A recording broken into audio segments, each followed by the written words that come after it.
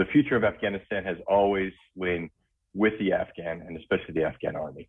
Where we're seeing the gains of the Taliban are the places where they were strong earlier on, down south in the Helmand province in Kandahar. Certainly those are places I remember well from my time in Afghanistan itself. I think the bellwethers that we should be watching, though, are what's happening up north. The challenge we see among the Afghan security forces is that we built a fantastic special operations force, some tremendous capabilities in the Air Force. But in the larger force, it's become kind of a checkpoint force. The ability for the Afghan forces to be able to go out beyond just checkpoints is what will be key to what happens in Afghanistan. Scott, you said 20 years on active duty for the US Marines, 5 tours of Iraq, 2 tours of Afghanistan. So for you, this is deeply personal. Is this withdrawal justified?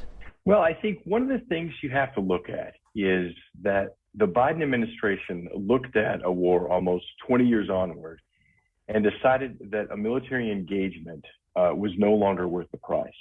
I know a lot of people are trying to find historic parallels. If there's one I might point to, it's Lebanon in 1983.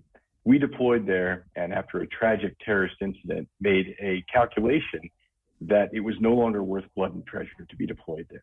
And you'll remember that we had a long debate, what eventually became the Weinberger Doctrine, which said that we should have a stated end to a deployment, and it should only be in support of our vital national interests.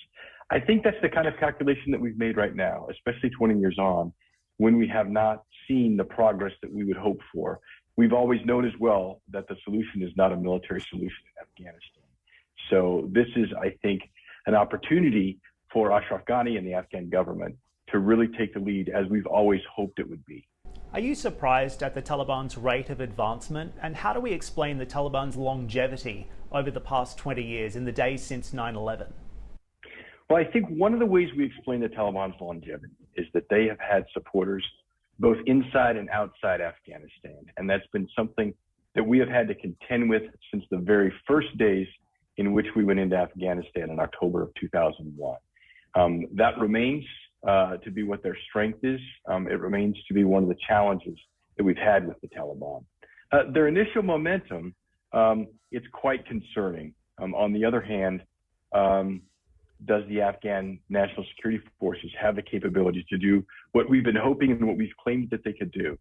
And so on the downside, we could say perhaps we've created a culture of dependency in what we've used American superior military force and allowed other forces to depend on us.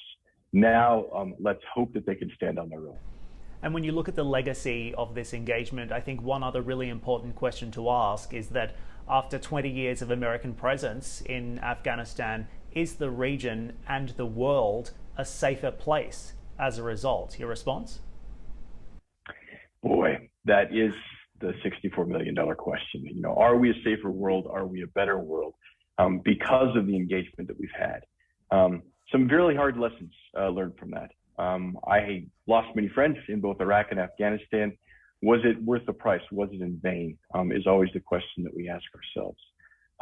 I think the history books are going to judge us in the sense that we tried very hard to change the status quo, which we found unacceptable. And I think that's very true. After 9/11, we recognized that the status quo was no longer sustainable.